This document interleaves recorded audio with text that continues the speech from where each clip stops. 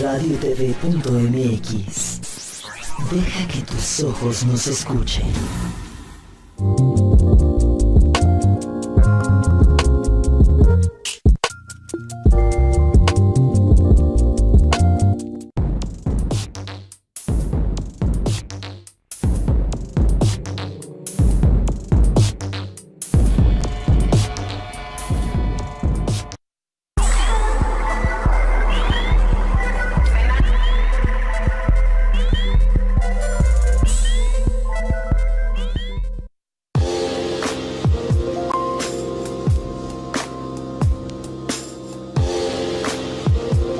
radiotv.mx presenta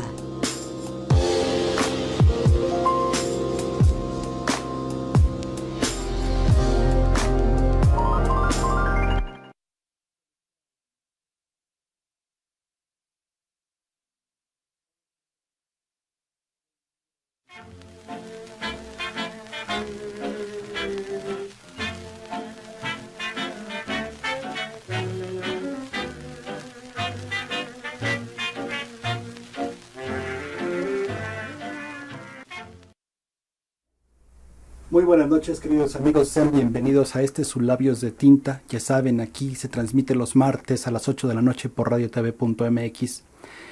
Esta noche, como todas las noches, está aquí mi querida Pita Escalona. Hola, Pita. Hola, ¿cómo estás, Rafa? Muy bien, Pita. ¿Cómo están todos? Qué bueno, no me pueden contestar, pero yo sé que están muy bien. Están escuchándonos como todos los martes a las 8 de la noche, de 8 a 9. Entramos un poquito tarde, pero vamos a salir también a las 9. Vamos a salir a las 10. Espero que nos acompañen. 9 y 5. Hoy vamos a comentar un super libro, que hace mucho que no leíamos uno tan bueno, o que no me gustaba tanto. Y es una novela autobiográfica que se llama El olvido que seremos, que todo el mundo debe de leerlo, porque está padrísimo, es muy emocionante, muy emotivo, muy lindo. Es un autor colombiano que se llama Héctor Abad Faciolince. ¿Tú nos vas a platicar de él? Nació en 1958 y todavía vive y escribe, periodista, escritor, desde bebé, escritor y lector, ávido lector. Sí, es interesante desde el punto de vista de lo que comentabas, no sé si al principio, de cuando estábamos todavía afuera, que es autobiográfico y que tú en particular pues es una de tus obsesiones, ¿no? El tema de la autobiografía. Sí, yo imparto un taller de autobiografía y me encantaría que todos mis alumnos leyeran este libro, porque es un gran ejemplo. No va... Bueno, va por capítulos, pero la vida creo que está compuesta de anécdotas y de tomar lo bueno o lo malo o lo que nos haya pasado, algo representativo de nuestra vida y escribir eso que le vamos a dejar a los demás. Sí, yo no estoy seguro si es... Bueno, uno escribe para uno mismo, divirtiéndose. Si los demás les interesa, pues lo leen. Claro. Pero dejas y un quizás testimonio. No solamente divirtiéndose, ¿no? Sino, por ejemplo, esta es la historia de un niño, ¿no? Esta es la historia de un niño. Bueno, la historia del autor, pero desde niño. Desde niño, sí. Al principio se oye voz de niño, ¿verdad? Pero es una voz, sí, se parece, sin que quiera deliberadamente mostrarnos eso, porque él se sabe, pues, que es un adulto el que lo está contando, ¿no? Pero yo creo que este autor es lo suficientemente emocional como para transmitirlo. Entonces él empieza a contarnos esta historia de amor que él tiene con su papá, ¿no? Esta fascinación que siente por este hombre. Al final entiendo que no era para menos, ¿no? Que efectivamente sí es un hombre ejemplar, no sé si un padre, pero al menos un hombre ejemplar sí lo es. Héctor Abad Gómez. Uh-huh. El papá. El papá. Bueno, pero empieza contando cómo vive. Eso es muy bonito, porque es como si estuviéramos viendo un capítulo de Los Años Maravillosos o de Cuéntame cómo pasó, o esos programas autobiográficos de familias en la televisión. Así es como la voz misma del niño que empieza contando cómo vivía en su familia Entonces decía que en su casa vivían casi puras mujeres, él y su papá. Pero vivía su mamá, 4 hermanas mayores que él, después la hermana chica, 2 muchachas que trabajaban ahí y una monja. Entonces uno se pregunta qué pasó con esa monja o qué cosa. Está increíble cómo lo empieza a contar, cómo se emociona al platicarnos que él, como era el único hombre, su papá desbordó el amor por él. Es raro porque generalmente la mamá es la que desborda el amor por el hijo hombre. Aquí en este caso fue el papá por él. Y bueno, cómo vivían ahí con la monja, cómo les enseñaba las costumbres que tenían. De cómo empieza es muy padre porque yo creo que todo el mundo nos identificamos, bueno, al menos yo me identifiqué mucho porque, y desde mi abuelo, porque mi abuelo era ateo y se casó con mi abuela que era totalmente religiosa, pero así fanática religiosa, católica. Y luego mis papás lo mismo. Mi papá de chico era monaguillo, ayudaba en la iglesia, lo querían para sacerdote, fue el párroco, no sé si era o qué grado tenía el párroco, a decirle a mi abuelo que si lo dejaba entrar al seminario porque él le veía muchas cualidades para ser padre. Y dijo, sí, nada más que cumpla 18 años que él decida solo. Pues tendría como 14 o 15. Y a los 18, pues no, ya le gustó la vida del reventón y el desenfreno y ya claro. No. Entonces cambió totalmente, 180 grados, y se casa con mi mamá, que estudió en el Sagrado Corazón, era de una familia totalmente religiosa, y luego nazco yo y me meten al Sagrado Corazón, y mi papá decía, bueno, estas monjas, ¿qué cosa? ¿Cómo no vas a ir a la escuela? No voy a ir porque ahora es día de San José. ¿Y qué tiene que ver? Entonces no van mañana, es día de... Sí, no vamos, y no vamos porque es día del Sagrado Corazón, y no vamos porque es Santa Magdalena, y no vamos porque es Hacía una bola de fiestas y nunca teníamos clase. Y mi papá se ponía muy enojado, la verdad, porque no había clases en algunos días según el santo que era. Y luego mi mamá decía, pues ya hay que ir a avisar a la escuela si nos vamos de vacaciones, porque a mi papá le gustaba salir de vacaciones, o llevarnos a todos cuando no había vacaciones escolares para que estuviera todo vacío y pudiéramos estar a gusto. Entonces decía mi mamá, hay que avisar al colegio. ¿Qué? ¿Las monjas me van a pagar el viaje? No, ¿verdad? Entonces, ¿qué les importa? Entonces era un luchar entre las monjas y yo oía todo eso. Y bueno, sí era como un conflicto. Y él empieza así, con la vida partida en dos, porque su papá es muy liberal y la mamá es altamente religiosa. Aunque los parientes de los dos lados, pues hay padres, hay monjas, hay obispos, hay pues muchas personas religiosas, ¿no? Sí, tienen una gran carga religiosa, sí. Déjame leerles el principio porque es muy bonito. Léeselos porque es hermoso desde un principio. Tiene un arranque muy bonito que dice así: y por amor a la memoria llevo sobre mi cara la cara de mi padre. De Yehuda Amihai. Un niño de la mano de su padre. En la casa vivían 10 mujeres, un niño y un señor.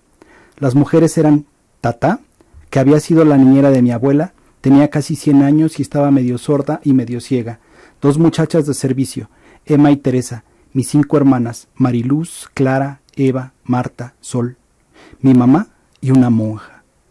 El niño, yo, amaba al Señor, su Padre, sobre todas las cosas. Lo amaba más que a Dios. Un día tuve que escoger entre Dios y mi papá, y escogí a mi papá. Fue la primera discusión teológica de mi vida y la tuve con la hermanita Josefa, la monja que nos cuidaba a Sol y a mí, los hermanos menores. Si cierro los ojos, puedo oír su voz recia, gruesa, enfrentada a mi voz infantil. Era una mañana luminosa y estábamos en el patio, al sol, mirando los colibríes que venían a hacer el recorrido de las flores. De un momento a otro, la hermanita me dijo, «Su papá se va a ir al infierno». «¿Por qué?», le pregunté yo. «Porque no va a misa». «¿Y yo?». «Usted va a irse para el cielo, porque reza todas las noches conmigo». Por las noches, mientras ella se cambiaba detrás del biombo de los unicornios, rezábamos Padres Nuestros y Aves Marías. Al final, antes de dormirnos, rezábamos el credo. Creo en Dios, Padre Todopoderoso, Creador del cielo y de la tierra, de todo lo visible y lo invisible. Ella se quitaba el hábito detrás del biombo para que no le viéramos el pelo. Nos había advertido que verle el pelo a una monja era pecado mortal. Yo, que entiendo las cosas bien, pero despacio, había estado imaginándome todo el día en el cielo sin mi papá. Me asomaba desde una ventana del paraíso y lo veía allá abajo, pidiendo auxilio mientras se quemaba en las llamas del infierno. Y esa noche, cuando ella empezó a entonar las oraciones detrás del biombo de los unicornios, le dije: «No voy a volver a rezar». «Ah, no», me retó ella. «No, yo ya no me quiero ir para el cielo. A mí no me gusta el cielo sin mi papá. Prefiero irme al infierno con él». La hermanita Josefa asomó la cabeza. Fue la única vez que la vimos sin velo, es decir, la única vez que cometimos el pecado de verle sus mechas sin encanto. Y gritó: «¡Chito!». Después se dio la bendición. Yo quería a mi papá con un amor que nunca volví a sentir hasta que nacieron mis hijos.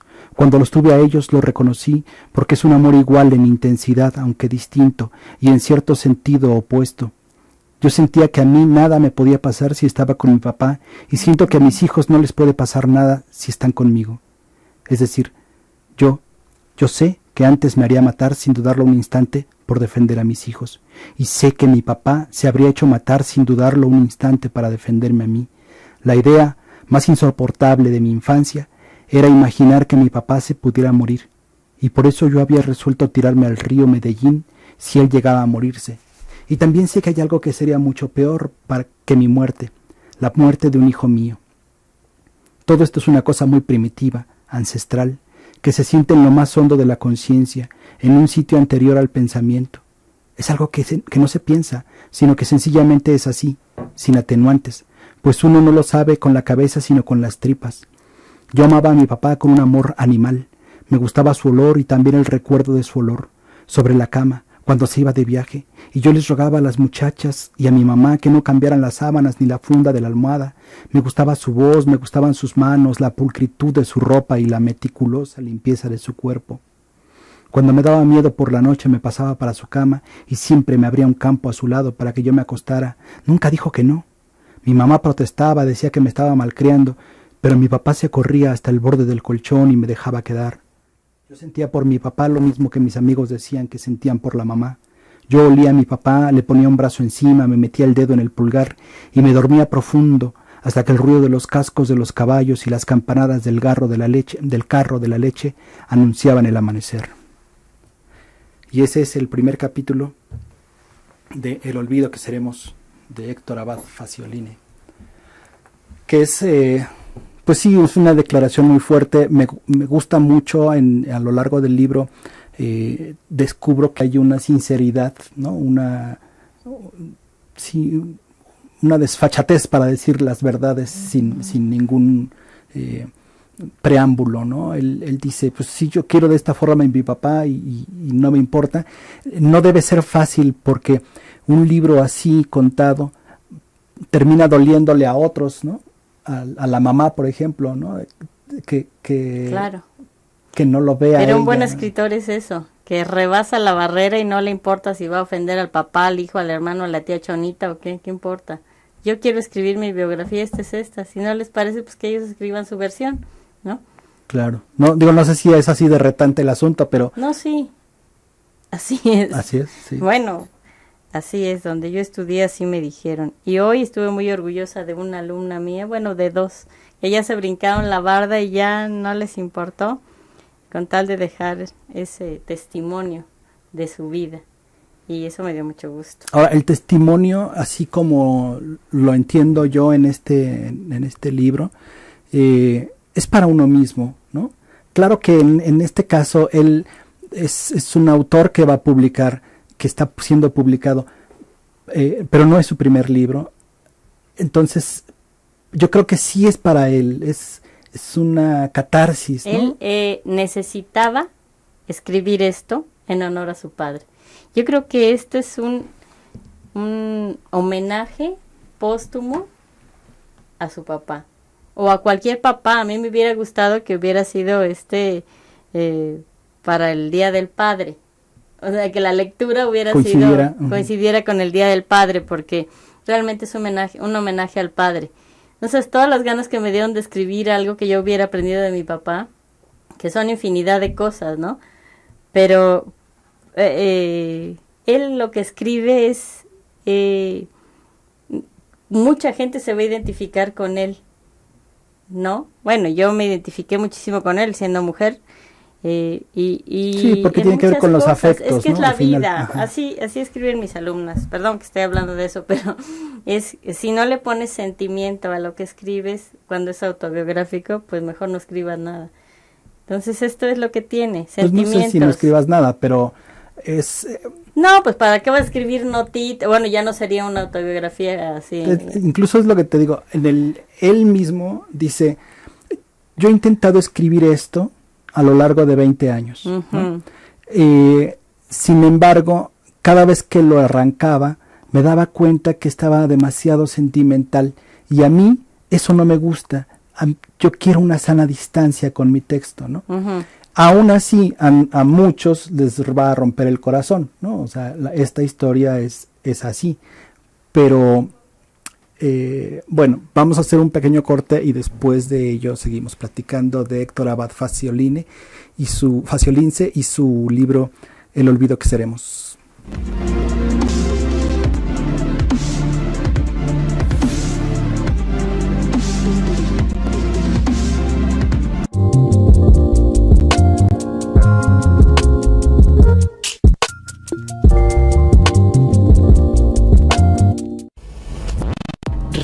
radiotv.mx, transmitiendo en vivo desde el corazón de la Condesa.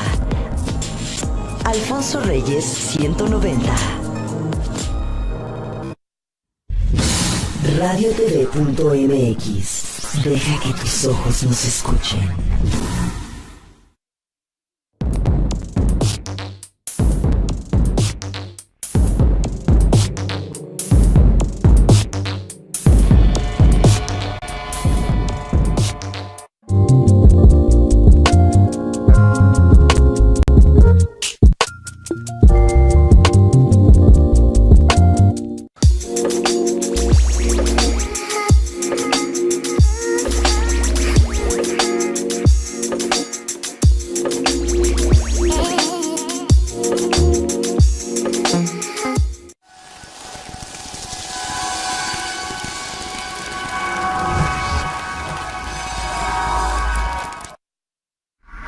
radiotv.mx, la Radio TV.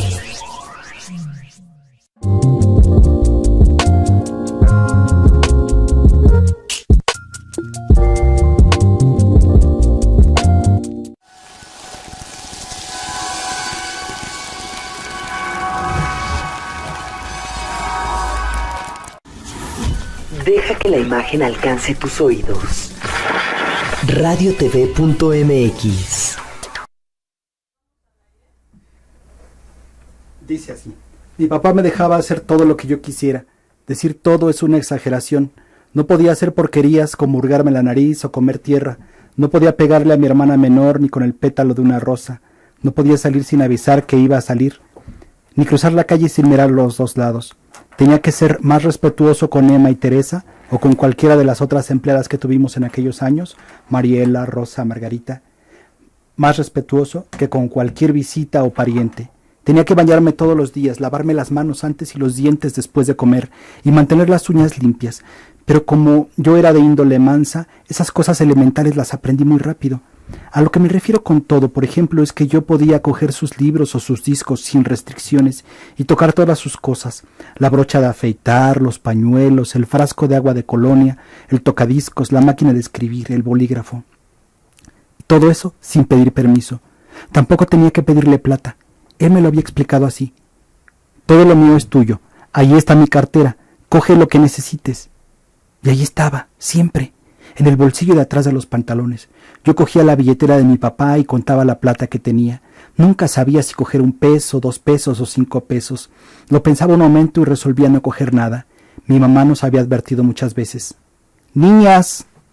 Mi mamá siempre decía niñas, porque las niñas eran más, y entonces esa regla gramatical, un hombre entre 1000 mujeres convierte todo al género masculino, para ella no contaba. Niñas, A los profesores aquí les pagan muy mal, no ganan casi nada, no abusen de su papá que él es bobo y les da lo que le pidan, sin poder. Yo pensaba que toda la plata que había en la billetera la podía coger. A veces cuando estaba más llena a principios del mes cogía un billete de 20 pesos mientras mi papá hacía la siesta y me lo llevaba para el cuarto. Jugaba un rato con él sabiendo que era mío e iba comprando cosas en la imaginación. Una bicicleta, un balón de fútbol, una pista de carritos eléctrica, un microscopio, un telescopio, un caballo, como si me hubiera ganado la lotería. Pero después iba y lo volvía a poner en su sitio. Casi nunca había muchos billetes y a finales de mes a veces no había ni uno, ya que no éramos ricos, aunque lo pareciera porque teníamos finca, carro, muchachas del servicio y hasta monja de compañía. Cuando nosotros le preguntábamos a mi mamá si éramos ricos o pobres, ella siempre contestaba lo mismo. Niñas, ni lo uno ni lo otro, somos acomodados. Muchas veces mi papá me daba plata sin que se la pidiera, y entonces yo no tenía ningún reparo en recibirla. Tan confundido tenía yo el género gramatical o tan confusa mi identidad que la primera vez en la vida que conseguí peinarme con el partido muy recto al lado derecho, el lado equivocado, les pregunté a mis hermanas, ¿quedé bien peinadita? En mis oídos todavía resuenan las carcajadas de 5 niñas riéndose en coro. Desde eso no me he vuelto a peinar. Según mi mamá, y tenía razón, mi papá era incapaz de entender la economía doméstica. Ella se había puesto a trabajar en una oficinita por el centro contra el parecer de su marido en vista de que la plata del profesor nunca alcanzaba para llegar a fin de mes. Pues también incluso la vida familiar, ¿no? Está hecha de seres excepcionales, ¿no? Esta mamá tan Sí, es sui una generis, como ¿no? mamá, como la mamá de Mujercitas. Pero además, sí, es muy sui generis porque al rato nos va a contar que así como les dije que el papá era liberal y la mamá era muy religiosa, al rato se van a cambiar los papeles un poco porque el papá decía que él era católico, pero no sé cómo decía que era católico, pero también era marxista y también era, no sé cómo, pero era de todo, pero no era práctico el señor. No, es que él decía incluso, pone un caso a lo largo de la novela, en algún punto, donde dice, mi papá cuando se tenía que subir a un avión decía que era ateo de tierra, ¿no? Porque cuando se subía al avión decía, se persinaba y le pedía a Dios que lo cuidara, ¿no? Y ya que volvía a tierra ya no, ya se le olvidaba todo eso. No, es muy bien. Me gustó muchísimo porque además de su autobiografía, retrata todo el entorno, un tiempo familiar, sí. Pero una época, ¿no? Sí. Que fue mi época. Entonces, además, él nació en 1958, por ahí cercano a mí. Y pues es toda la época que decía que había... Él es colombiano y escribe de Colombia. Ellos vivían en Medellín. No lo dice desde un principio, entonces uno como que va viendo que es un país X hasta que después ya empieza a reconocer lugares de Colombia y muchos modismos, como hablan allá. Y es muy similar todo lo que pasó en Latinoamérica en los años 70, finales de los 60, principios de los 70, como lo dice aquí, la época, la música, la moda, bueno, la época incluye la música, la moda y todas las vivencias que tienen ahí, que el crimen organizado no estaba tan organizado, o ahí en Colombia eran guerrillas, a las que se iban a convertir después en secuestros y narcotráfico, que era como más manejable y que no pues que no lo tomaron en cuenta los políticos o los gobernantes de aquel entonces. Lo que me gustó mucho fue que les quisieron volver a meter la religión católica porque como que se había perdido un tiempo en Colombia. Entonces Franco de España mandó a un obispo a que fuera a Colombia y llevaron a a la Virgen de Fátima para que la veneraran. Dicen ellos, pero es que esa no es la patrona de aquí. Ah, no, pues a Chaleco lo van a venerar. Y dijeron ellos, no, es que esa no. Entonces no hicieron caso, ellos le rezaban a otra santa o a otra virgen, aunque es la misma virgen, nada más cambia de nombre. y fue muy bueno, ¿no? Eso de que llegó el fulano y otra vez a dominar como si fueran tiempos de la conquista de 1500, se vuelve a repetir y llega este hombre y igual tiene reuniones con la élite de músicos, de compositores, de artistas, por un lado, después los deportistas y la gente de los empresarios, los políticos, y empieza a hacer reuniones con todos los de arriba, y otra vez se vuelve a ganar a todos para que sean católicos o para que vayan a misa y todo. Dice desde un principio que la misa era en latín y que hasta después cambió a español. Yo no me acuerdo de que la misa, o haber asistido a una misa en latín, pero mi abuelita me decía, yo la acompañaba a misa y decía que sí, que antes la misa era en latín y el padre daba toda la misa en latín volteado de espaldas a los fieles, de frente al altar. Y después ya se cambió todo con la encíclica, no sé cómo se llama. Y toda la época, la marca, así que con velo, cómo se vestían sus hermanas. Dice que les habían organizado una suerte de procesiones matutinas. Ay, se sí, levantaban a las 4 de la mañana y empezaban a hablar a hacer su procesión, ¿no? Lo llevaban a la uno iba Virgen. cargando a la Virgen y la metían por todos los cuartos para bendecir las recámaras y la sala y la cocina. Sí. Y todos iban atrás rezando, aleluya, aleluya. Ah, bueno, pero ese que rezan, ahora vamos rezaban el rosario con la Virgen también y decía, ahora van los misterios gozosos. Y dice, ay, a mí los misterios dolorosos y todo. Yo eso lo aprendí, pero no, como que sí he rezado el rosario, pero es muy raro. O sea, a veces hay que rezar algo, no nada más los Padres Nuestros y las Ave Marías, sino son cosas como letanías que van aunadas, o glorias y oraciones aparte, que la gente que es asiduo al rezo, que le gusta rezar eso, ya se lo sabe. Tengo una hermana que sabe todo eso, lo que dice ahí, que Torre de Marfil, y todo como una letanía. Torre de Marfil, te rogamos, y dice cada cosa, pero ahí lo dice en latín, ¿no? Que cómo era posible que dijeran eso unos niños alrededor de toda la casa a las 4 de la mañana. No, es que a las 4 de la mañana era la procesión, que iba con el párroco el padre, no sé qué sea. El padre que llevó a la Virgen de Fátima. Y los hacía pasear por las calles, y la gente, los que no eran católicos, que se enojaban, fueron a quejar, ¿no? sí, que cómo era posible que la religión los despertara, que entonces los religiosos les gritaban ateos o lo que sea, y estaban muy mal vistos los ateos. Y las hermanas se las llevaba la mamá a la procesión, a esta suerte de misa, y él dice, y mi papá y yo nos quedábamos dormiditos como los buenos niños de la casa, ¿no?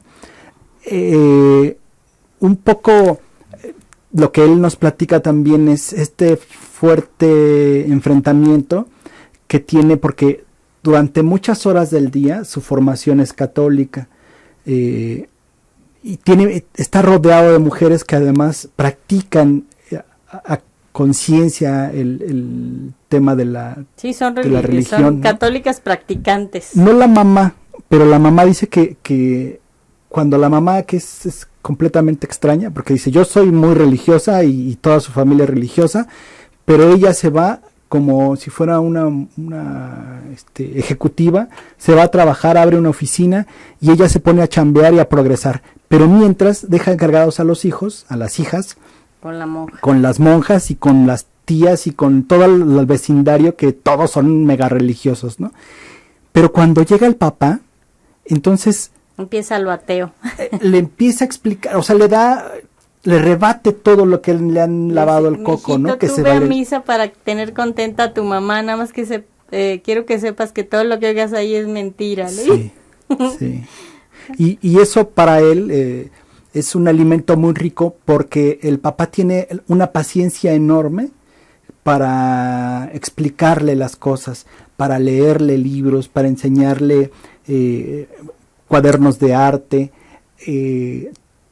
Para todo leerle. todo eso que parecería que además no lo prodiga con las hijas, ¿no? O sea, al niño Lo prepara distinto. lo prepara, sí, exactamente, eso creo que es muy importante. Ujú. O sea, al niño le está dando una preparación que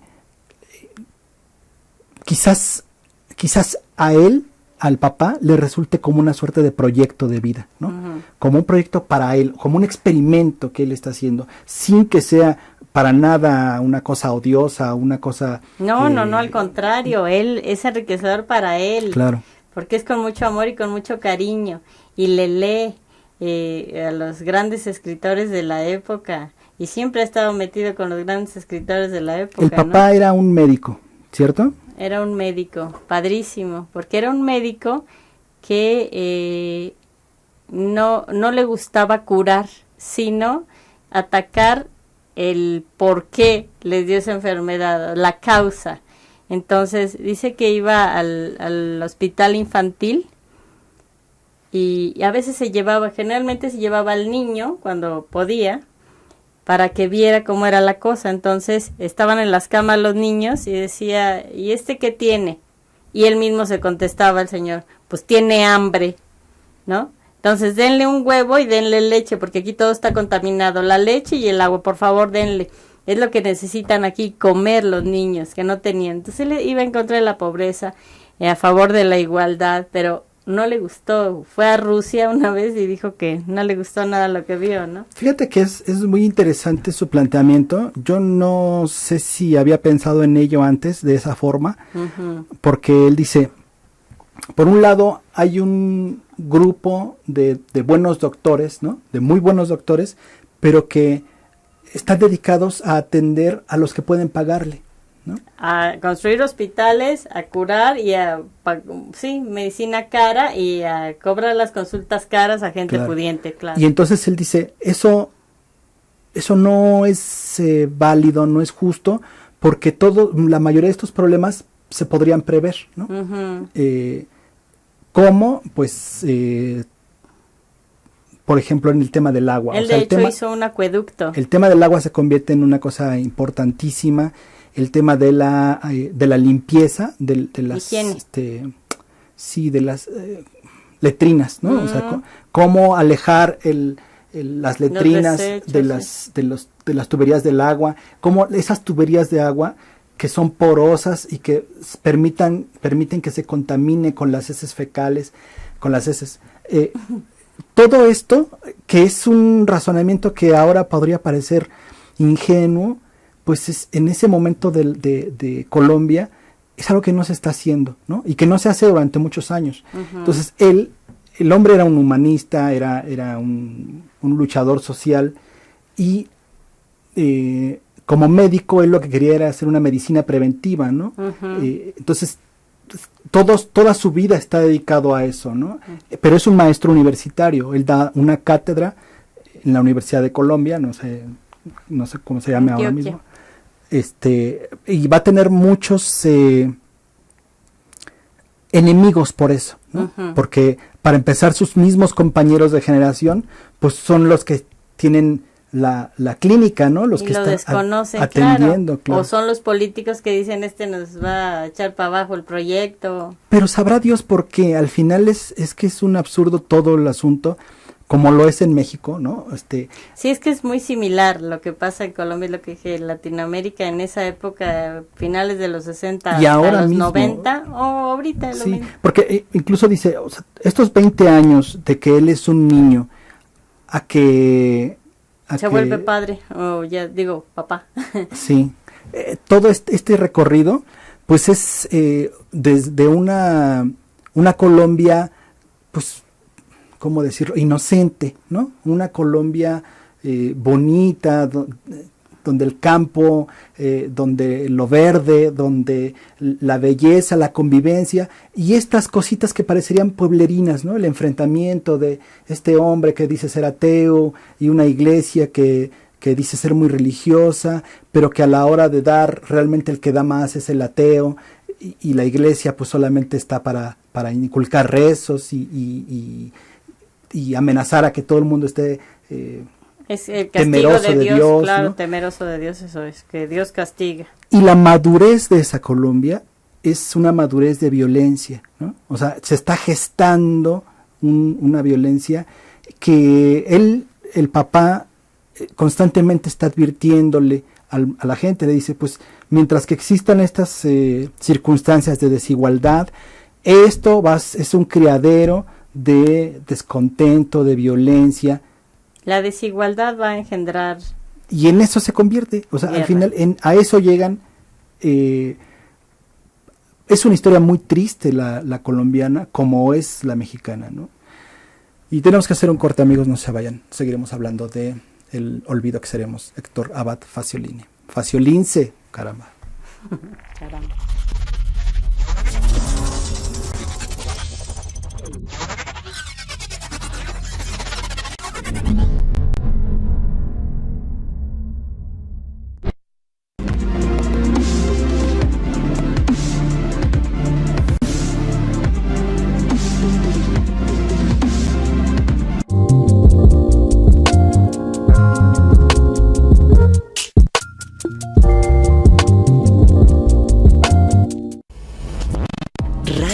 radiotv.mx, transmitiendo en vivo desde el corazón de la Condesa.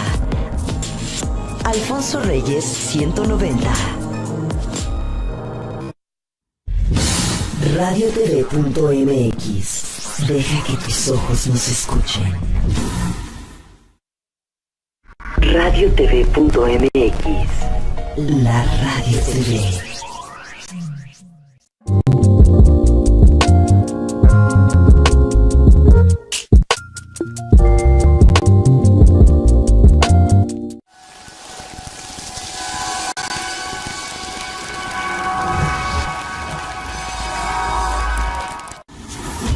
Deja que la imagen alcance tus oídos.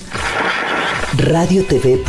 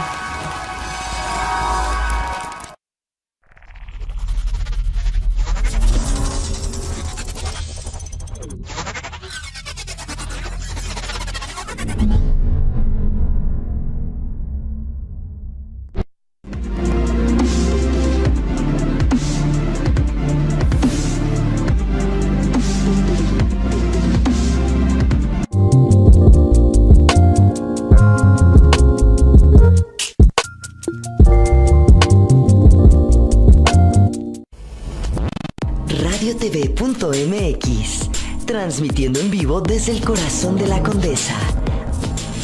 Alfonso Reyes 190. radiotv.mx, deja que tus ojos nos escuchen. radiotv.mx, la Radio TV.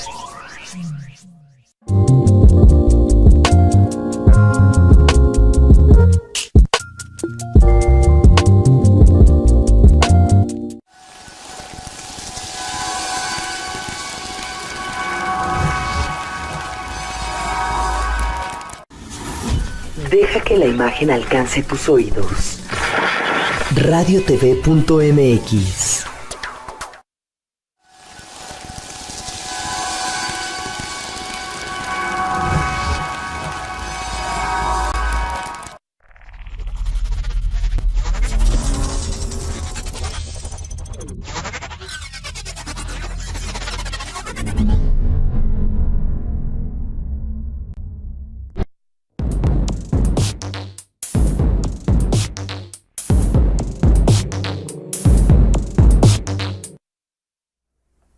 Y seguimos aquí, queridos amigos, hablando del olvido que seremos Héctor Abad Facio Lince. ¿Lo dije bien, Pita?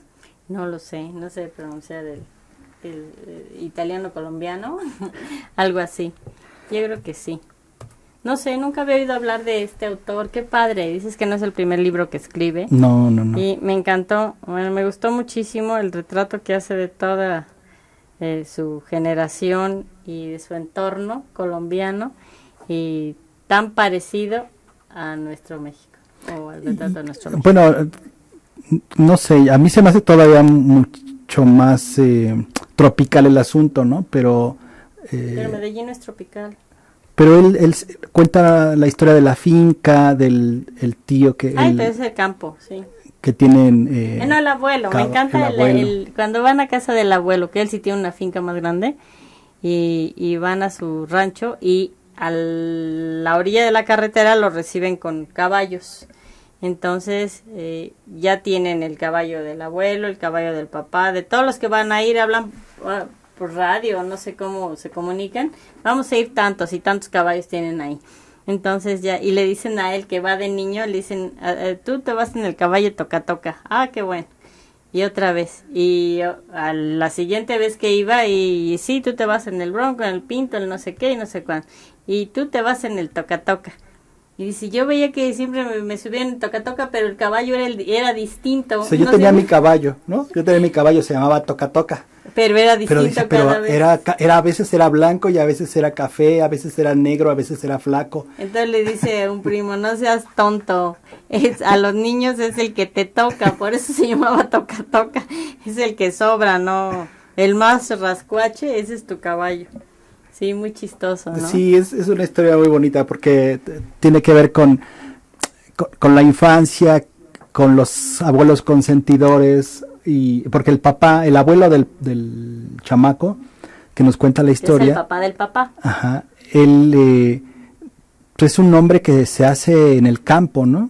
Es como macho y así, ¿no? Machote, sí. Es muy ranchero, pues, así. Y sí quiere que el hijo sea tan así como él, pues, que esté montando a caballo con bigote y así la cosa, pero como que no se le da mucho. Sobre todo nos cuenta el autor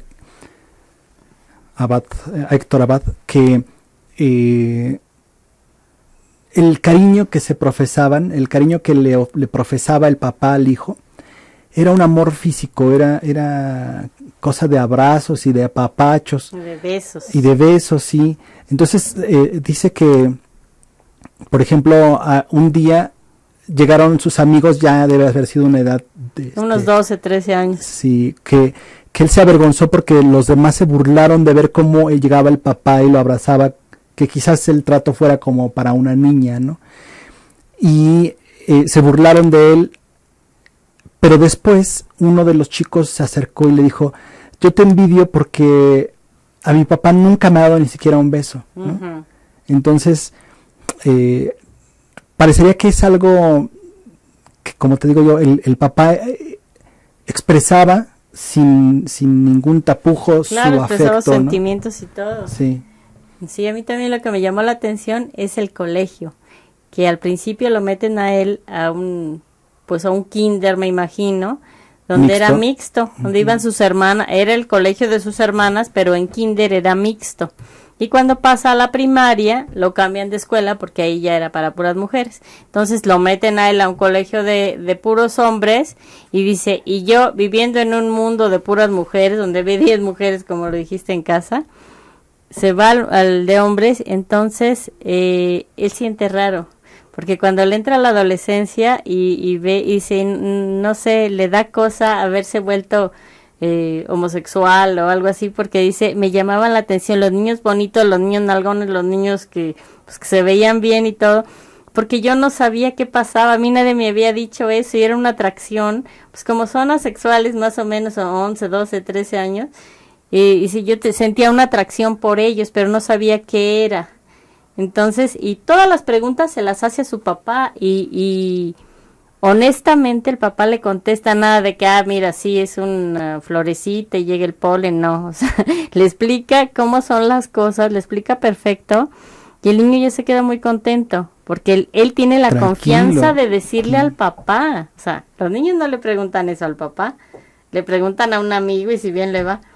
Pero él sí tenía toda la confianza del mundo con el papá. Porque Qué ha tenido, padre. sí, ha sido formado de forma diferente, ¿no? Claro. En la confianza y en la creencia de los libros. Por ejemplo, habla mucho le dedica un buen espacio de su enciclopedia, ¿no? Dice, si había una pregunta, cualquiera que esta fuera, pues ahí vamos a los 20 tomos de la enciclopedia a sacar las respuestas, ¿no? Entonces, cuando se enfrenta a este tema pues que incluso el muchachillo le dice, papá, es que yo soy marica, y él le dice, pues no, mira, en este momento todavía no está definido, no te preocupes. ¿Y si eres, qué importa? Y si eres al final, ¿qué importa? Pero le dice, no te preocupes, en este momento es completamente natural que te atraiga. Sí, se te mueva el hormona. petate con cualquier cosa, ¿no? Sí, muy pero chistoso. pero deja que pase el tiempo y pues ve cómo se te sientes ahora con mujeres, ¿no? Y es que efectivamente, pues él está trasroscado después de tanto tiempo con tanta mujer, ¿no? Entonces era un cambio para él, todo el tiempo fue cambio, o sea, con la mamá vivía una vida, con el papá otra vida, en la escuela vivía una vida y en su casa vivía otra vida, con el abuelo vivía otra vida, porque todo era eran mundos distintos y él sabía perfectamente cómo comportarse en cada uno y hacía las preguntas pertinentes o se comportaba como debería de ser. Le costaba trabajo al principio, pero después ya agarraba la onda porque entendía que eran mundos distintos y que cada uno lo trataba diferente. En la escuela pues también, no recuerdo bien, pero eran cosas que no podía hacer porque eran de niña o eran cosas que no podía hablar porque eso le correspondía a las niñas. Decía, pero es que yo vivo con las niñas. Y ahí puro hombre y no podía hacer preguntas de ninguna índole. Ahí era una cosa, pues sí, como se usaba antes en los colegios. Y el gran poder que tenía la iglesia sobre la formación de la gente, ¿no? Pues por eso era la religioso, porque en primer lugar lo iban a cambiar a una escuela de paga y vieron que estaba un amigo de la señora, de la mamá de este niño, estaba de director o así, ¿no? Uh-huh. Entonces era un pretendiente que ella había tenido antes de casarse, un amigo muy querido de ella. Entonces llegaron a la oficina para inscribir al niño y le dice, ay, hola, ¿cómo estás, Juanito? Jesús. ¿Cómo estás, Jesús? Perdón. No le contestó porque él quería que le dijera Padre Jesús porque ya se había convertido en padre. Entonces le dice, pues quiero inscribir aquí a mi hijo Héctor. Ah, no me diga. Pues mire, aquí tenemos 3 cajones. Uno es el cielo, otro es el purgatorio y otro es el infierno. En el cielo pues pasan directamente. En el purgatorio pues hay que hacer mucho mérito, sí, porque sí, porque no. Y en el infierno, del cielo, paraíso, a veces se caen al purgatorio. Y en el infierno, pues ya definitivamente no. Así nunca es que van a entrar. Yo creo que su hijo nunca va a entrar porque su marido, las personas que tienen hijos con maridos muy rebeldes, entonces, pues yo creo que el niño no va a entrar con aquí. Influencias, ¿no? Le dice, con influencias muy malas influencias. Sí, final, de ¿no? muy malas influencias. O sea, que era muy liberal el señor. No entran nunca. Entonces le decía, muchas gracias, en esta escuela jamás lo vamos a inscribir. Jesús, ponnos de una buena vez en el cajón del infierno, porque aquí jamás estudiará mi hijo, ¿no? Y ahí nos vemos. Pero entonces se lo lleva a la escuela de un hermano, uh-huh, donde trabaja el hermano del papá, que es del Opus Dei. Entonces lo meten ahí, ahí sí entra directamente al Opus Dei. Dice, no, qué horror. Entonces el papá le dice, pues no creas nada, también, o sea, dice, ahí lo que te digan sí, pero no. Entonces el niño crece, ¿tienes ahí algo? No, adelante. ¿No? Ah. Pues crece con esa idea de que sí va a la religión y todo, pero sabe que no es cierta porque el papá todo se lo desmiente con la misma Biblia, con la enciclopedia y demostrándoselo científicamente. Que no hay un Dios castigador y que nadie le va a pegar ni se va a ir a las llamas del infierno ni nada de cosas de esas, ¿no? y lucha por lo igualitario.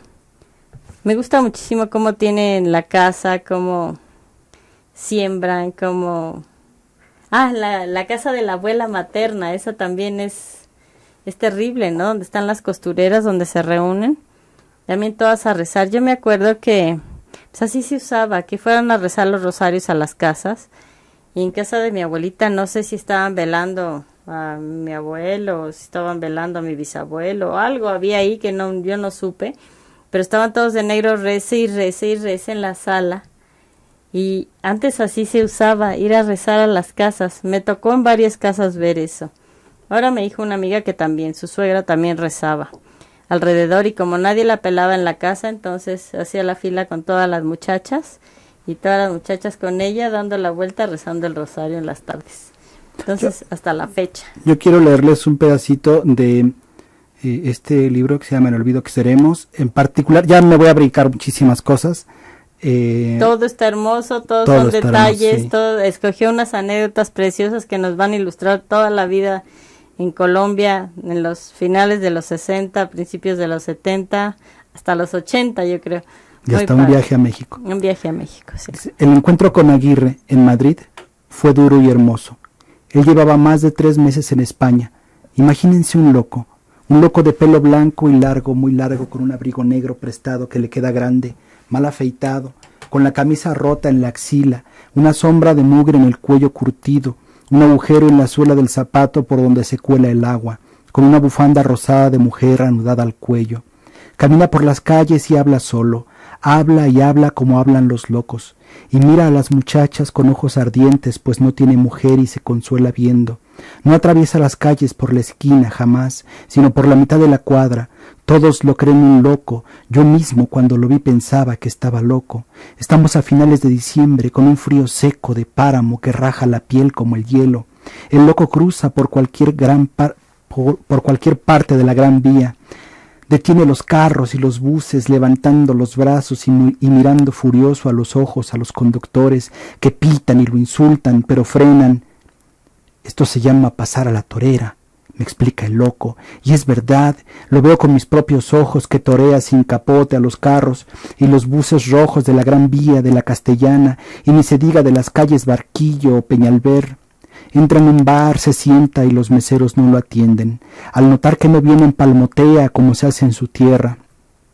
Como no vienen grita, ¡oiga!, pero no lo atienden. Entonces se quita los zapatos rotos para que se le vean las medias rotas, apoya los pies sobre la silla del frente, saca un periódico mal doblado del bolsillo del abrigo y se pone a leer humedeciéndose con la lengua los dedos al pasar las páginas. Al rato, al fin, un camarero se acerca con ese aire que tienen los que te van a echar a la calle, pero los ojos del loco lo fulminan, pide un tinto. Cuando el camarero le trae un vino tinto, el loco le dice molesto, le pedí un café, pero ¿qué es que ustedes no entienden? Tráiganme un café solo, aguado, americano, como dicen ustedes.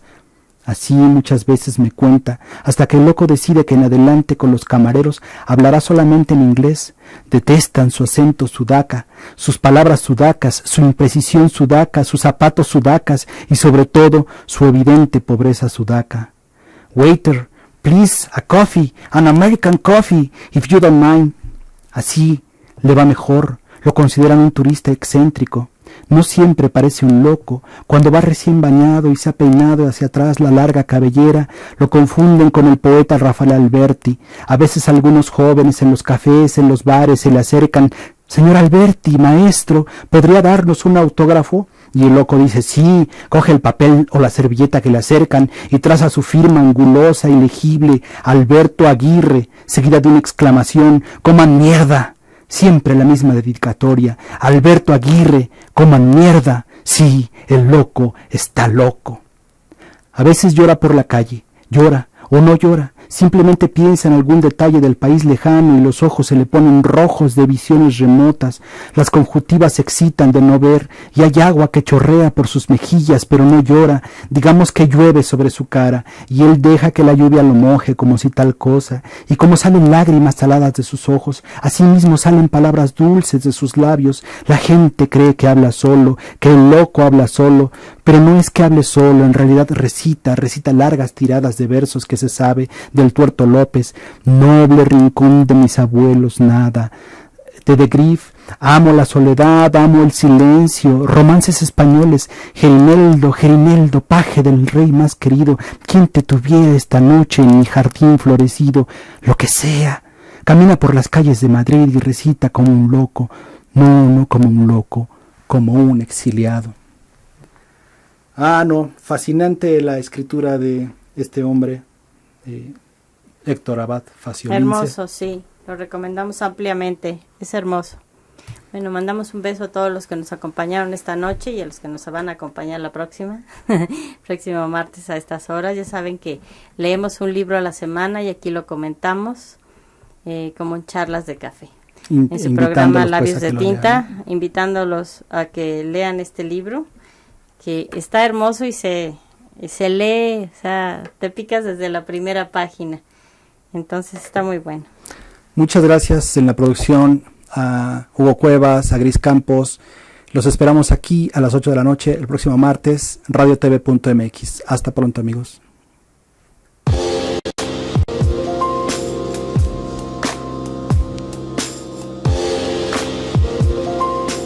radiotv.mx presentó